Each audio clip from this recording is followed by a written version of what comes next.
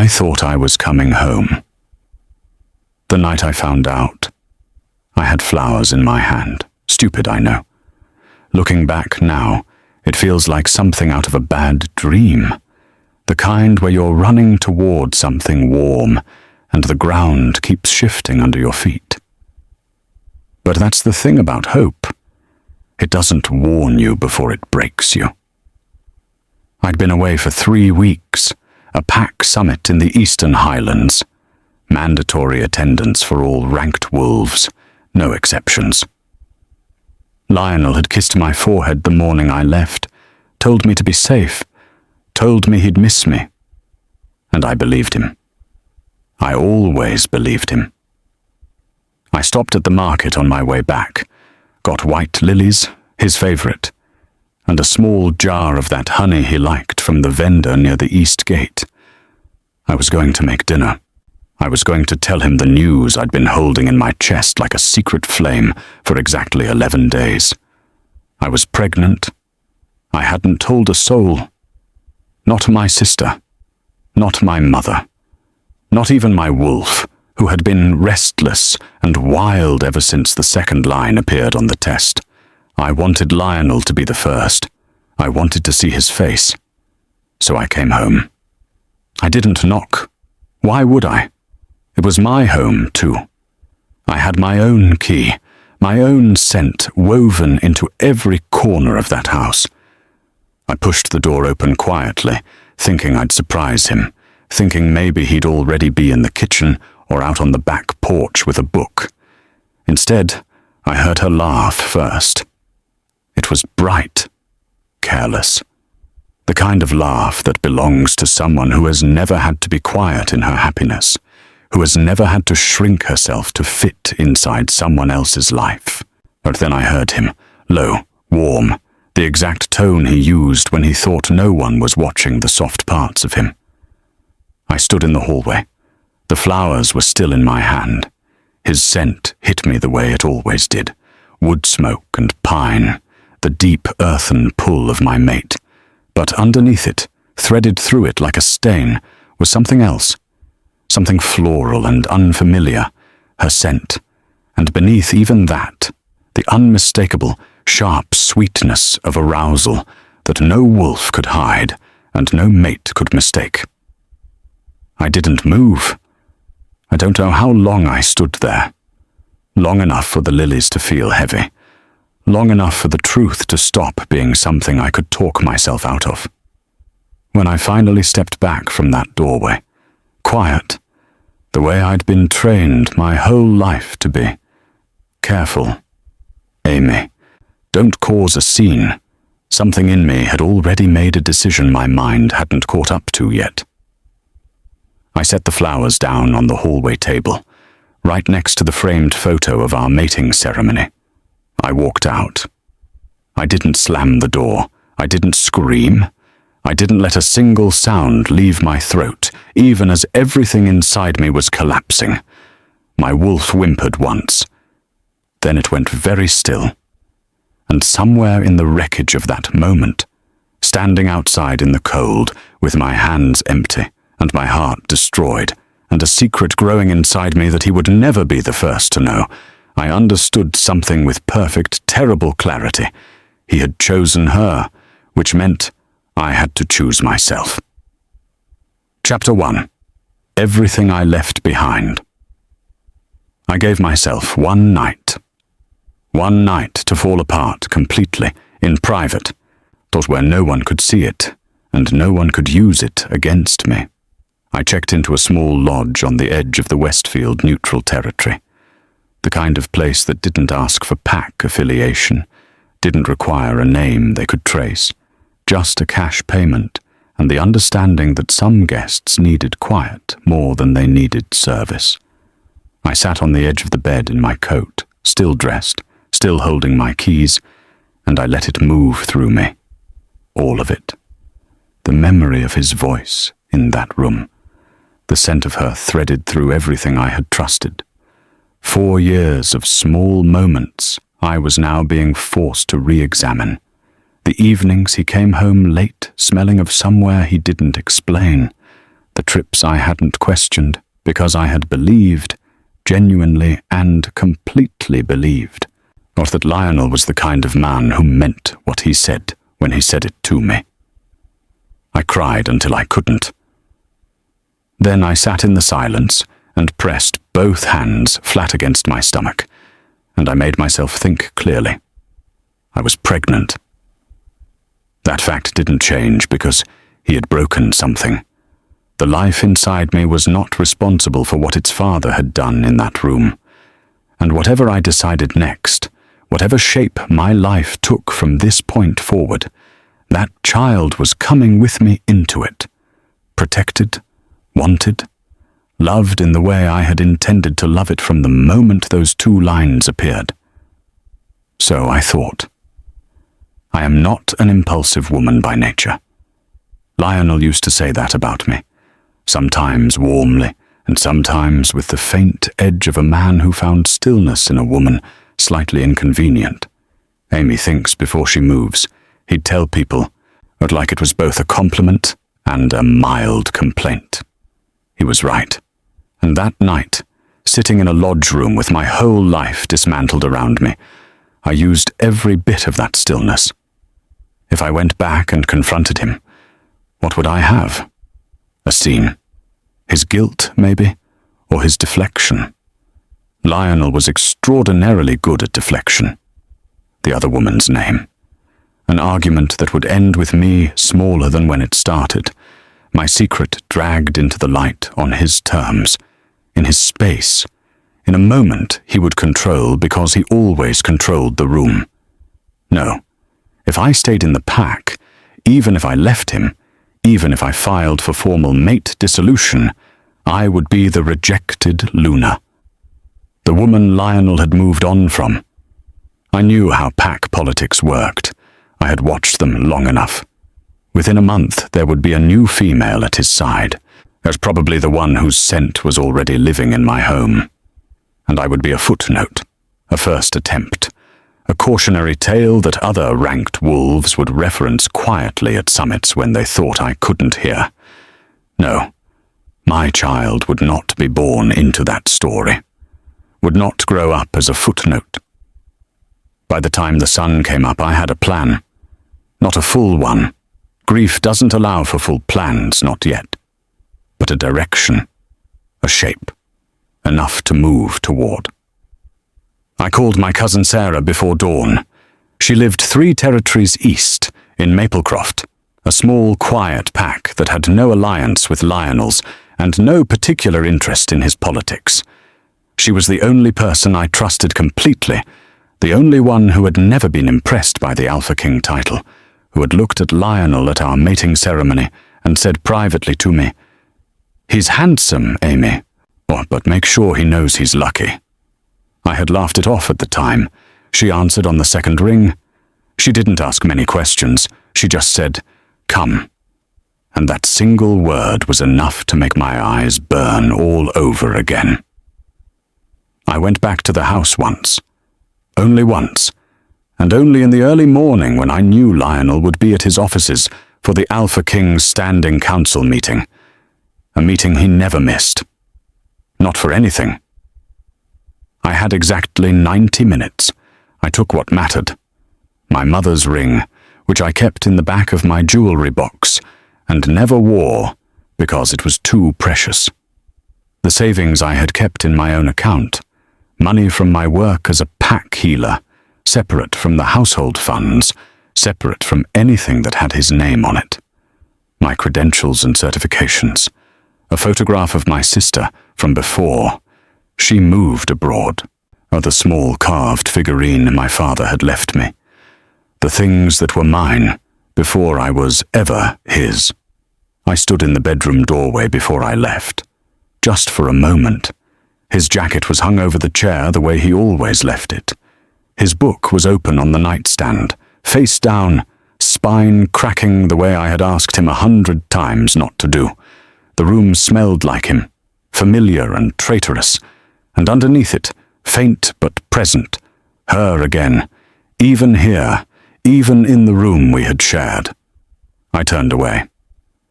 I did not write a note. I thought about it. Spent almost 5 minutes standing at the kitchen counter with a pen in my hand. And then I put it down. A note would be for him. A note would be an explanation, an offering, an open door. And I was done offering him things. Let him wonder. Let him come home and find the house exactly as he'd left it. And slowly realize, in the absence of my scent freshening, in the silence where my presence used to be, that I was gone. Not hiding. Not waiting to be found. Simply completely, irreversibly gone. By midday I was on the road to Maplecroft. By evening, Sarah had her arms around me on her front step, not saying anything, just holding on. And I finally let myself feel the full weight of what I was carrying. All of it. The loss, and the fear, and the fierce, quiet love already building in me for the child no one else knew existed yet. I was 26 years old. I had nothing but myself and a secret, and a cousin who believed in me. It turned out to be enough. Chapter 2. The Woman I Built from the Wreckage.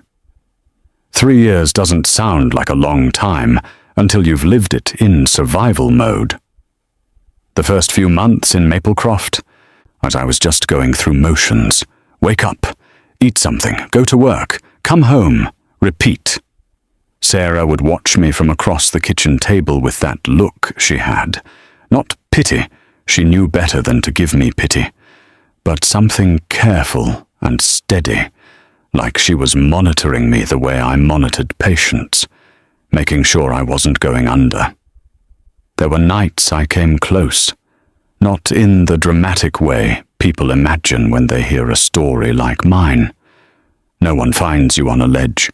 It's quieter than that. It's lying in the dark at 11 weeks pregnant, one hand on your stomach, staring at the ceiling and thinking, how, not why, past why, just how. How do I do this without him? How do I do this alone? How do I make sure this child never feels the shape of what's missing? I didn't have answers. I just kept getting up. And then Zara came. They were born on a Thursday in early spring, just after 6 in the morning, when the light was doing that soft gold thing through the curtains. She came out loud, immediately loud, and the midwife laughed and said, "This one has opinions," and I pulled her onto my chest and just stayed there, breathing, both of us figuring out the air. I had been so afraid. The whole pregnancy I'd been braced for the moment she arrived, and I looked at her and saw him, saw Lionel, and felt something complicated I wasn't prepared for. But when she actually came, when she was actually real and warm and furious about being born, there was no room for complications. There was only her. Only this. I named her Zara. She had his jaw from almost the beginning. That strong, slightly stubborn set to it that I recognized and had to learn to look at without flinching. But everything behind her face was entirely her own. The way she watched things, really watched, even as a baby, tracking movement with those dark, serious eyes, like she was filing information away for later. The way she decided things, no tantrum, no drama. She would simply fix her attention on what she wanted and wait, with a patience that honestly made me slightly nervous until the situation reorganized itself in her favor. 3 years old, and she was already doing it to adults twice her size. I watched a senior guild elder change his entire position on a resource allocation question because Zara had stared at him long enough during dinner that he became genuinely uncomfortable. I didn't say anything. I just noted it. Her wolf was already pushing at her edges, earlier than most children. Stronger than I'd expected. But I told myself not to read into it. Work saved me. I won't dress it up as anything more poetic than that. It just saved me. Maplecroft's Healer Guild took one look at my credentials and offered me a position the same week I arrived. I think they expected someone shell-shocked and grateful for a quiet caseload. What they got was a woman with nothing to lose and a very strong need to be useful. I threw myself into it completely. I had always been good at healing, but something about those months, the grief, the pregnancy, the long nights thinking about things I couldn't fix, had sharpened something in me. I started noticing things other healers missed. Wolves who presented with joint pain or chronic fatigue or recurring infections that didn't respond to treatment in the expected way. And cases that had been bouncing around the system for months, being managed but never resolved. I began to understand that a wolf who has been carrying prolonged emotional weight, rejection, shame, sustained fear, manifests it physically in very specific ways. The body keeps a record of everything the mind tries to outrun. I had learned that from the inside. Now I could read it from the outside. Word spread the way it does in small packs. Quietly at first, then less quietly. Wolves started requesting me specifically. Then wolves from neighboring territories started making the trip. By Zara's second birthday, I had a waiting list. By her third, I had been offered the senior position and had 3 junior healers working under my direction. I was 30 years old. I was running a consultation branch. I sat on the wellness council. But I had built a waiting list from nothing in a pack that had no reason to care who I was. I was not who I had been when I left. The news about Lionel reached me the way most things reached me, indirectly. A guild correspondent mentioning it in passing, a visiting healer from the northern territories, making conversation. He had married. 6 months after I vanished from his home without a word, 6 months, he had formalized a union with Celeste Marin, daughter of the Northern Ridge Alpha. The pack correspondents called it a strategic alliance, a strengthening of interterritorial bonds. Lionel himself, apparently, called it the foundation of a new era. Someone quoted me that phrase without knowing they were quoting it to me, and I remember sitting very still and thinking, a new era. He had given an interview. He had talked about shared vision and mutual respect, and the strength of a partnership built on intention rather than instinct. He had, in other words, turned the story of his mating into a cautionary tale about immaturity, and rewritten himself as a man who had simply been waiting for the right strategic match all along. The kingdom had applauded him. I folded the correspondence, put it at the bottom of a drawer, sat in my office for a few minutes, just breathing. Then I went home and made Zara dinner and listened to her explain in exhaustive detail why Syrah's cat had deserved what happened to it. I won't say it didn't hurt. It did. Not the shattering hurt of that first night. That kind of pain has a life cycle, and I'd lived through it. This was smaller. The specific ache of watching someone rewrite a story you were in, and realizing he hadn't even wondered where you went. 6 months. And he'd been fine. I told myself that was a good thing. I was mostly able to believe it. What he didn't know, what no one in that kingdom knew, was that 3 territories east, a little girl with his jaw and her own extraordinary everything else, had just learned to write her name, all 4 letters, in a handwriting that was, already, somehow completely her own. She asked me about her father only once, on a Tuesday morning over porridge, in an uncomplicated, direct way. Children ask the things adults spend years avoiding. Where is my daddy? I put my spoon down. I looked at her. He doesn't know about you yet, I said. Carefully true, completely true. She thought about this for a moment with those serious, dark eyes. Oh, she said, and went back to her porridge. I watched her and thought, he has no idea what's coming. Neither did I, honestly. But I was starting to feel ready for it. Chapter 3. The woman who walked back in. The invitation wasn't for me. Let me be clear about that. Nobody in Lionel's kingdom sent Amy Voss a gilded envelope with her name on it. Nobody thought to. As far as his entire world was concerned, I had dissolved, evaporated, become one of those vague, uncomfortable subjects that people changed when it came up at council dinners. The first mate, yes. Unfortunate situation. Nobody really knows what happened there. Anyway.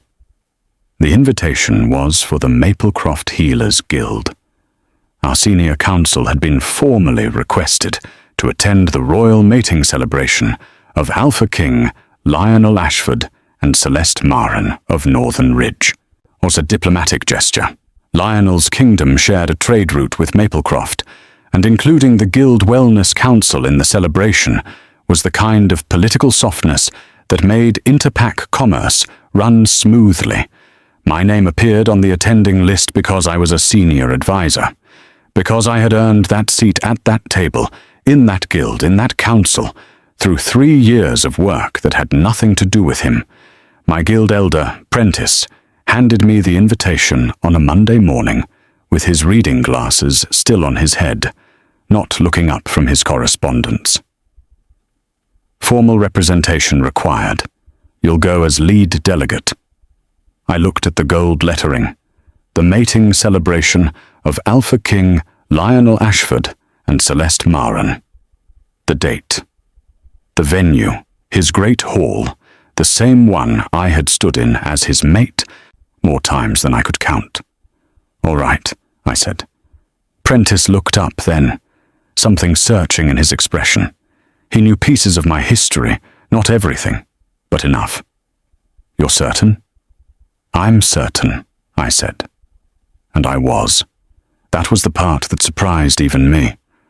I had 6 days to prepare. I want to be honest here. I was not calm about it. Not privately. The nights leading up to it, I lay awake with my heart doing things hearts shouldn't do at 2 a.m, running through every possible version of how it could go. The version where I walked in and saw him and completely fell apart. The version where Celeste was luminous and kind and I had to stand there being gracious about it. The version where someone recognized me and made it a scene before I'd even crossed the threshold. And I lay there in the dark, and I let myself feel all of it. The dread, the residual grief, the anger that I had worked very hard to process, and that was apparently not as fully processed as I'd thought. And then I got up and I figured out what I was going to wear. Because here's what I had learned in 3 years of rebuilding myself from nothing. Preparation is its own form of armor. I could not control what happened in that room. I could not control how he reacted, or what she said, or whether the sight of him reopened something I thought I'd closed. But I could control how I walked in, and I had decided, somewhere around the 3rd sleepless night, that I was going to walk in like I owned the air. Sarah helped me find the dress. Deep emerald, structured at the shoulders, and the kind of silhouette that didn't ask for attention so much as simply command it. My hair up, the way I never used to wear it, because Lionel had always said he preferred it down. My mother's ring on my right hand. Heels I'd bought myself with my own money in my own life, in the 3rd year of becoming someone I actually recognized. And Zara. That was the part I had thought about most carefully. I had considered leaving her with Sarah. It would have been simpler, cleaner, less complicated. But Zara was 3 years old, and she had never been to a formal pack event, and she had been asking for weeks, ever since I mentioned we were going somewhere important, if she could come. Please, Mama. Please, I'll be so good. The way she said it with her whole face, those dark, serious eyes going wide and hopeful. But more than that, I thought about what it meant to bring her, what it said. Not as a weapon. I want to be clear about that. I was not bringing my daughter to her father's wedding as a weapon. I was bringing her because she was mine, because I went nowhere without her when I had a choice, because she was as much a part of who I had become as anything else, and I was not going to hide her or shrink her or tuck her away in deference to a man who had made his choices 3 years ago. If the world was going to see me, it was going to see all of me. Sarah dressed her in a small navy dress with white trim, put 2 careful braids in her hair. Zara stood in front of the mirror and assessed herself with that measuring look she had, then gave a single decisive nod. "Good," she said.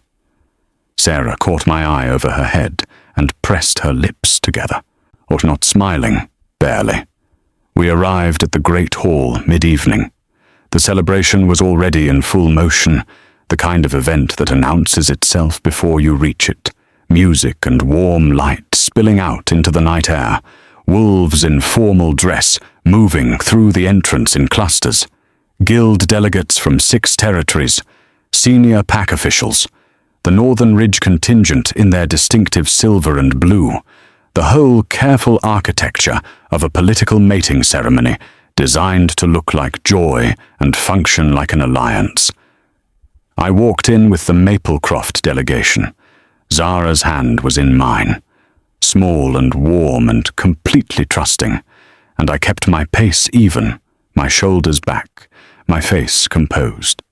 The healer I had trained myself to be, the woman I had spent 3 years becoming, not the girl who had stood in a hallway with flowers, not the version of me that had sat on a lodge bed and wept until there was nothing left. Someone new, someone built deliberately, out of choice, out of survival, out of love for the child walking beside me. The room was exactly as I remembered it. High ceilings, the long ceremonial table, the banners, and there, at the far end, deep in conversation with what appeared to be the Northern Ridge Alpha, was Lionel. He hadn't seen me yet. I watched him for a moment from across the room. He looked the same. Broader, maybe, or perhaps that was just the formal jacket. The same contained authority in the way he held himself, the way the people around him oriented toward him slightly, without seeming to realize they were doing it. Alpha gravity. I had spent 4 years inside that gravity, and I had forgotten, until this exact moment, how completely it had once reorganized everything in me. It didn't now. That was the thing I hadn't been sure of until this moment, whether standing in the same room as him would undo something, whether the mate bond, suppressed and starved and 3 years quiet, would rear up and make a fool of me, whether my wolf, who had gone silent the night I left, would suddenly have something urgent to say. She didn't. She was still, watchful, present, but still, like she was simply waiting to see what I would do next, curious in the same way I was curious but not afraid. I felt someone notice me first, before I saw it happen. A woman near the entrance, a Maplecroft Guild contact, her eyes going from me to the child beside me and back again with the particular arrested expression of someone doing rapid arithmetic. Then another, a ripple of attention, subtle but there, moving through the nearest cluster of guests, the way ripples move through water. And then Lionel looked up. I don't know what drew his attention. Sound, instinct, the mate bond he'd apparently had no trouble ignoring for 3 years, I'll never know which. But he looked up from his conversation, across the full length of that glittering room, and he found me. I watched his face. I watched the exact moment he registered what he was seeing. The recognition, immediate, physical, something moving through his expression before he could arrange it into the composed authority he wore like a second skin. Then the confusion. Then something I didn't have a clean word for. Not guilt, not quite. Something more complicated than guilt. But at the expression of a man who is suddenly aware that the math he's been doing for 3 years was wrong somewhere, and he can't immediately find the error. His eyes moved down. To Zara. She was standing beside me, entirely unintimidated by the room, looking around with that quiet inventory expression she always had in new places. Taking everything in. She hadn't noticed him yet. She was looking at the ceiling, at the chandeliers, which were, I had to admit, spectacular. I felt Lionel go still from across the room, completely, utterly still. And I held his gaze, because I had promised myself I would, because I had practiced this in the mirror on the 4th sleepless night, and decided that the one thing I wouldn't do in this room was look away first. And I gave him nothing. Not anger. Not pain. Not the satisfaction of watching me flinch. Or just Amy, composed, present, whole. Then Zara tugged my hand and said, clearly and cheerfully, in the carrying voice of a child who had not yet learned to modulate for public spaces, "Mama, why is that man staring at us?" The cluster of guests nearest to us went quiet. Lionel's jaw tightened almost imperceptibly, but I saw it. My wolf saw it.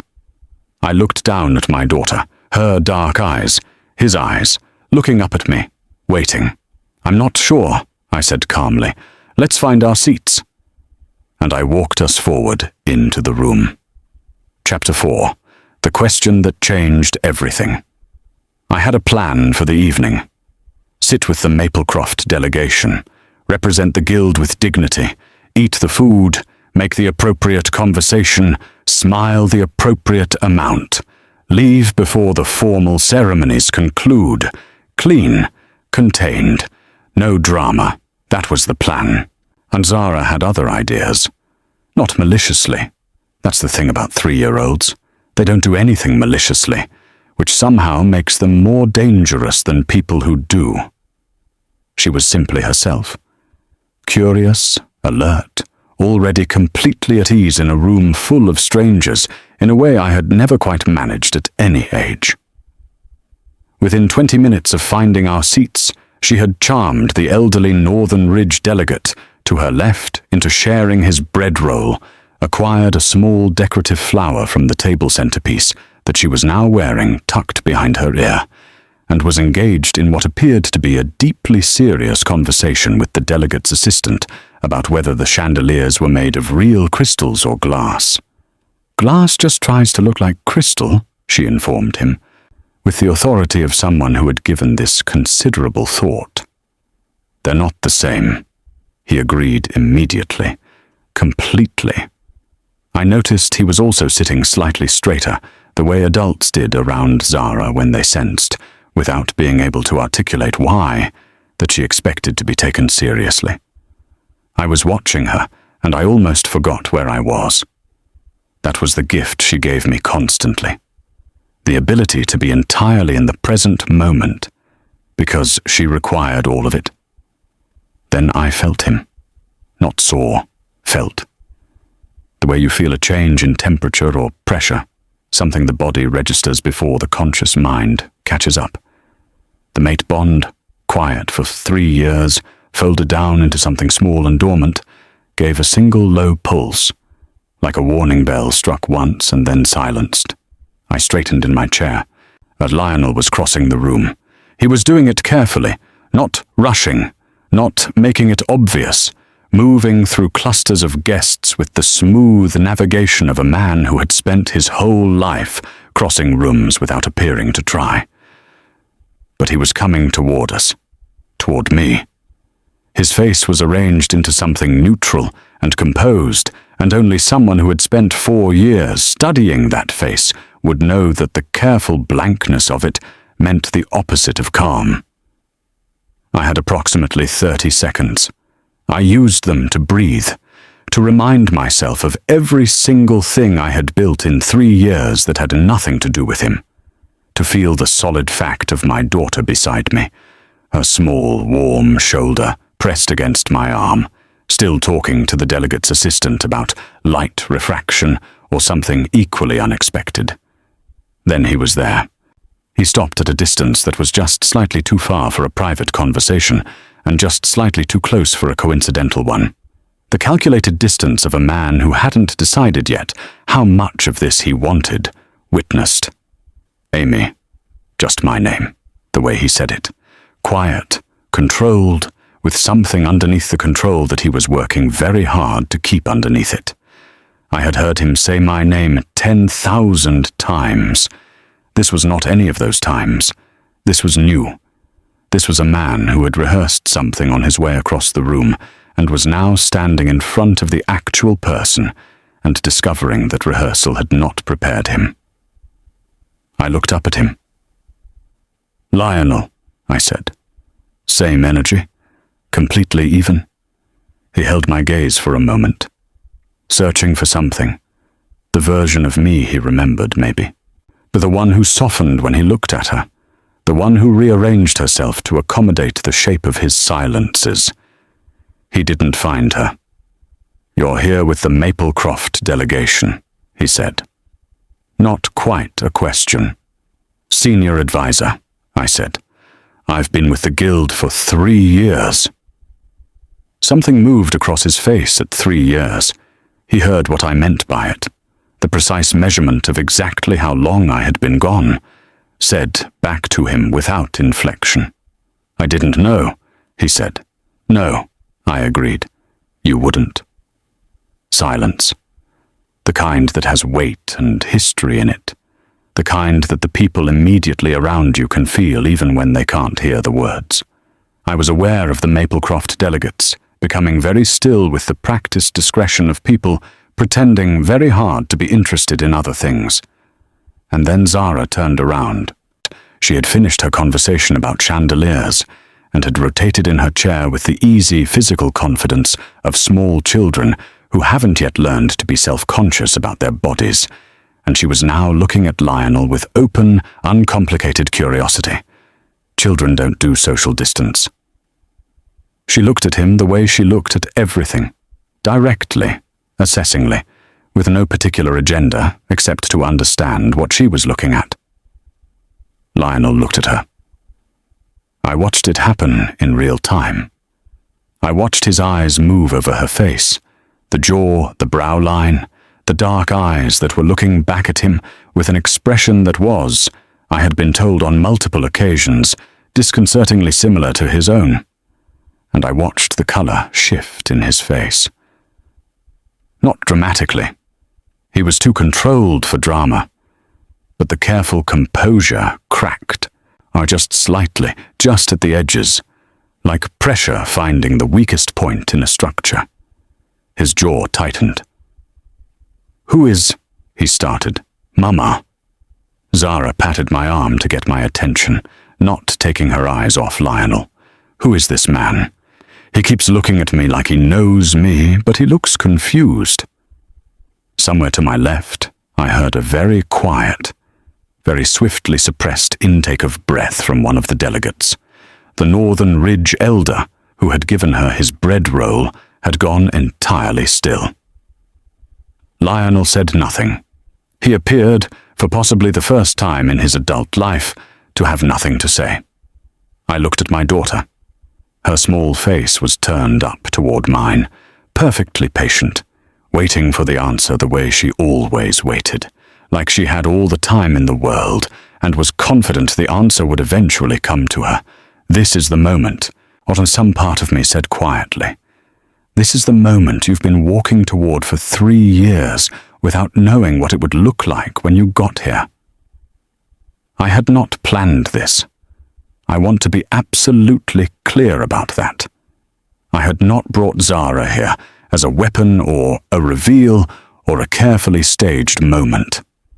I had not scripted what to say when this happened, because I had genuinely not been certain it would happen this evening. I had told myself we'd get through the night, leave early, handle everything else later, on my terms, in private. But Zara was looking at me, and Lionel was standing there, and the question was already in the room, and there was no version of this moment where silence was kind or honest or something I could actually live with. So I put my hand on my daughter's back, and I told her the truth. "This is Lionel," I said, gently and carefully. "The way you hand someone something fragile. He knew Mama a long time ago." Zara looked back at Lionel, processing. Then, and I felt my heart do something complicated and irreversible.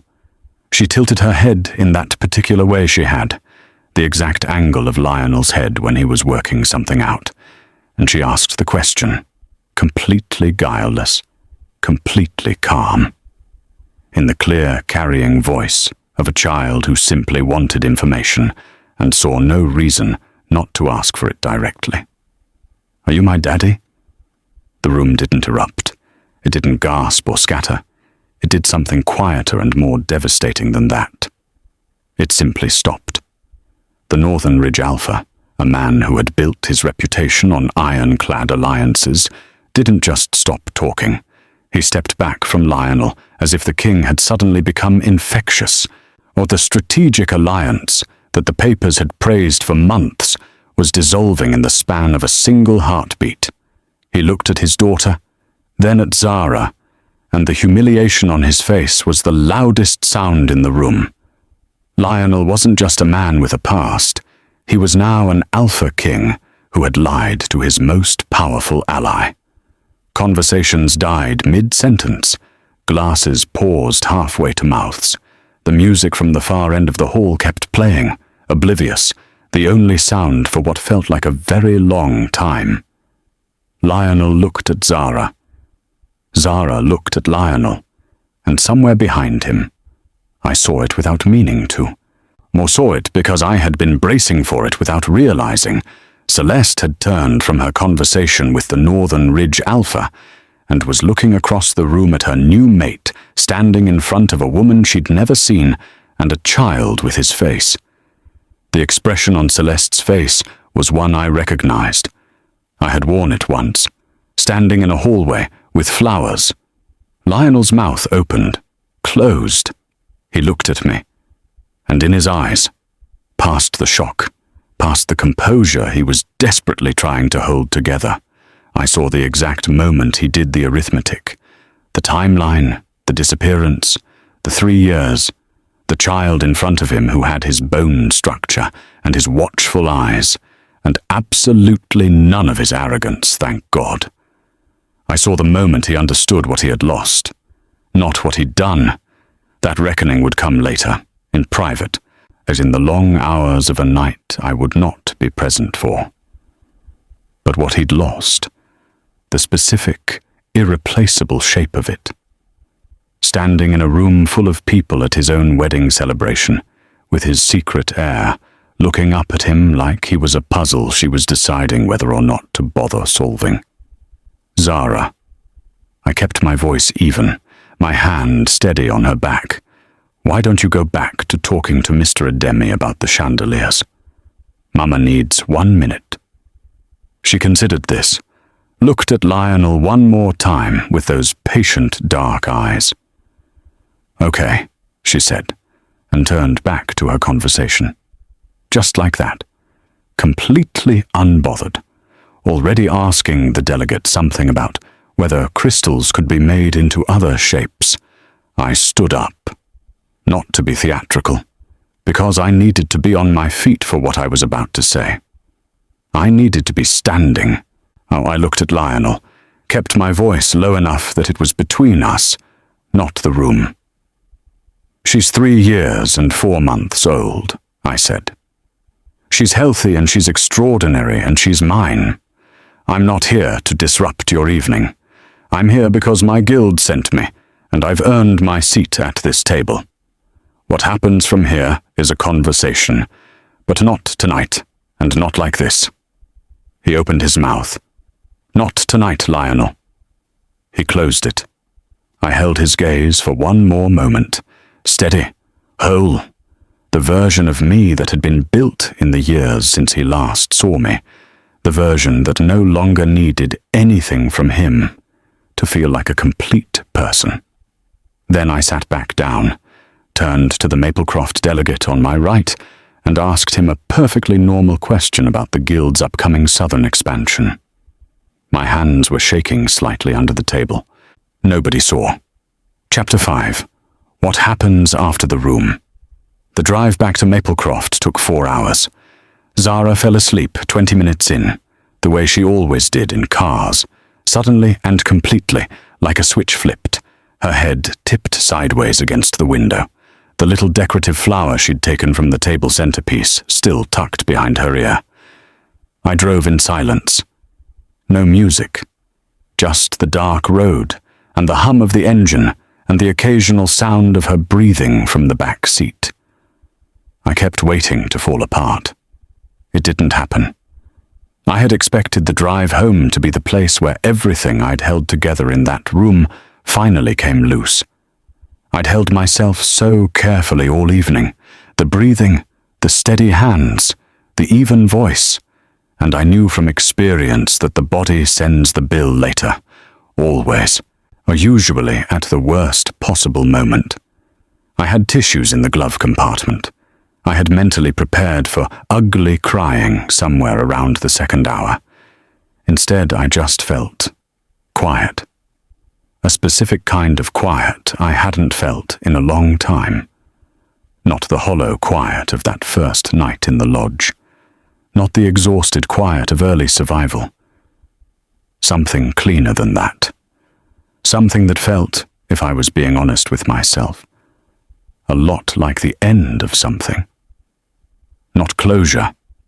I'm not sure I believe in closure the way people describe it. This neat emotional door that clicks shut and stays shut. More like the moment you finally put down something heavy you've been carrying so long you stopped noticing the weight, and your arms just hang there, light and strange, adjusting to their own emptiness. I walked into that room tonight as myself, but that was the thing I kept coming back to on that dark, quiet road. I had walked in as Amy Voss, senior healer, guild advisor, mother, the person I had actually become. And not once, not for a single moment, had I shrunk back into the person I used to be around him. That felt important. That felt like something worth noting. Lionel came to Maplecroft 11 days later. I knew he would. I had even known roughly when. Long enough to get through the immediate aftermath of the celebration. Long enough for Celeste's shock to settle into something that required conversations I wasn't privy to. Long enough for him to make arrangements without it looking like he'd run. 11 days felt exactly right for Lionel. He had always been a man who needed to feel like he was arriving on his own terms, even when he wasn't. Sarah called me from the front window. "There's a very expensive car outside," she said, in the voice she used when she was being deliberately calm about something that was not calm, and a man who looks like he's been rehearsing his face. "I know," I said. "Do you want me to?" "No, I've got it." I checked on Zara first. She was in the back garden with the cat she had recently decided to rehabilitate from its well-founded distrust of her. She was sitting very still, which was her hunting strategy, holding a piece of string at ground level, waiting. The cat was watching her from a cautious distance, not yet convinced but interested. I watched her for a moment. Then I went to the door. Lionel looked like he hadn't slept well. He was dressed carefully, not formally, which told me he'd thought about this, or had decided that formal would be the wrong register. But he was tired underneath it, in the way that good clothes can't quite cover. There were lines around his eyes that hadn't been there 4 years ago. He opened his mouth. "Before you say anything," I said, "come inside. I'm not doing this on the doorstep." He came inside. I made tea. Not because I particularly wanted tea, but because doing something with my hands gave me somewhere to put the nervous energy I refused to show him, and because making someone tea is a thing you do in a normal house, in a normal life, the life I had built, and I wanted him to feel that. I wanted him to stand in my kitchen and understand that I lived here fully and completely, that this was not a waiting room I'd been sitting in until he showed up.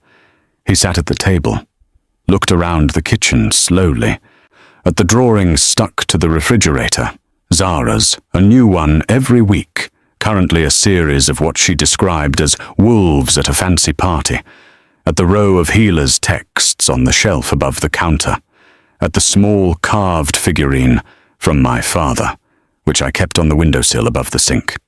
He was quiet for a long time. "She looks like me," he finally said. "Yes," I said. "She does." "Amy." He stopped. Tried again. "I didn't know. I need you to know that. Whatever you think of me, and I understand if it's not much, I didn't know you were pregnant when you left." "I know," I said. That surprised him. He looked up. "I know you didn't know," I said. "I left before I told you. That was my choice and I made it, and I'm not here to pretend otherwise." I brought the tea to the table and sat across from him. "You didn't know about Zara because I chose not to tell you. I need you to understand that too." He was quiet. "Why?" he said. Not defensive, just asking. I looked at him. At this man I had loved completely and trusted entirely, and who had, in one ordinary evening, dismantled everything I thought we were. I thought about all the answers I could give him, the real ones, the complicated ones, the ones I had worked through in the years since, with Sarah, in the long, honest hours of my own company, in the occasional sessions with the Guild's wellness counselor that I had attended without shame, because I understood better than most what untreated wounds became. Because I was protecting her, I said, from growing up as an afterthought, or from being something you factored into your plans rather than someone you chose completely.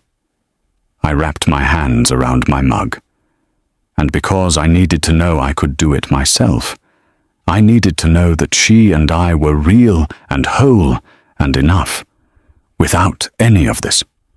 He looked at the table for a long moment. "Are you?" he said quietly. "Enough?" "Yes," I said. Simply. Completely. "We are." He nodded slowly, and I watched him take that in. Not perform, taking it in. Actually receive it, in the way of a man who is sitting with something uncomfortable and not trying to talk his way around it for once. "I ended things with Celeste," he said. I had heard. Word travels. "That wasn't about me," I said. "Don't make it about me." "It wasn't," he said. "It was about the fact that I spent 3 years building something I knew wasn't right, because it was easier than asking why the thing that was right had disappeared." He looked up. "I'm not asking you to forgive me tonight. I'm not asking you for anything tonight. He stopped. "I'd like to know her, if you'll let me. On whatever terms you decide. I understand it's your call." I looked at him for a long time. This was the moment I had imagined in many versions over 3 years. The version where I said no and meant it. The version where I said yes and felt weak for it. The version where I had some perfectly devastating line that made him feel the full weight of everything. None of those versions felt right anymore. "Zara is not a reward," I said. "She's not something you get because you showed up and apologized. She is a person, and she will make her own feelings about you known in her own time, because that's who she is." I held his gaze. But I won't keep her from her father, if her father is willing to actually show up. Consistently, without conditions. On her timeline, not yours. He nodded. Mine either, I added. He almost smiled at that. Just barely. Understood. Good, I stood up. She's in the garden. I'll introduce you. And Lionel... I waited until he looked at me. She's going to stare at you. She does that with everyone. Don't let it unsettle you. He stood. And for just a moment, the Alpha King thing fell away entirely. The title, the authority, the careful composure. And he just looked like a man who was nervous. Genuinely, quietly nervous in the way of someone who understands they are about to meet someone important and knows they haven't earned the right to matter to them yet. Good. That was the right feeling to have. I opened the back door. Zara was still in the garden, still sitting perfectly still with her piece of string. The cat had moved closer, was now approximately 3 feet away, tail low, considering its options. She looked up when she heard the door, saw me, then saw Lionel behind me. She looked at him for a long moment with those dark, assessing eyes. Then she looked back at her cat situation, made a small sound of frustration at the interruption. Then back at Lionel. You came to our house, she said. A statement, not a question. I did, Lionel said. His voice was careful, gentle in a way I didn't remember from before. What, why? He glanced at me. I gave him nothing. This one was his. He crouched down to her level, and I watched him. This man who commanded rooms, who had never in my memory made himself physically smaller for anyone, folded himself down onto his heels in my garden so that he was eye to eye with a 3-year-old who was still holding a piece of string and had a flower behind her ear. Because I wanted to meet you, he said, if that's all right with you. Zara considered this seriously. Then she held out the piece of string. You can help with the cat, she said. He almost trusts me, but he keeps stopping. 2 people might work better. Lionel took the string, and I stood in my doorway, in my life, in the home I had built from nothing, and I watched my daughter instruct her father on the precise technique required to gain the trust of a deeply suspicious animal. I didn't cry. I had done my crying, years of it, in private, in the right places. I just stood there, and I let it be what it was. Not the ending I had planned, not the life I had imagined, not the story I would have written for myself 4 years ago. Something better than all of that. Something real. Thanks for watching. Every woman in every story we tell here made one decision that changed everything. Not the loudest decision, not the most dramatic one, the quiet one, the one nobody saw coming. That's the kind of story we tell on Amy's Stories. If that's the kind of story that finds you, hit the like button, subscribe, share, and drop your comments. See you in my next one.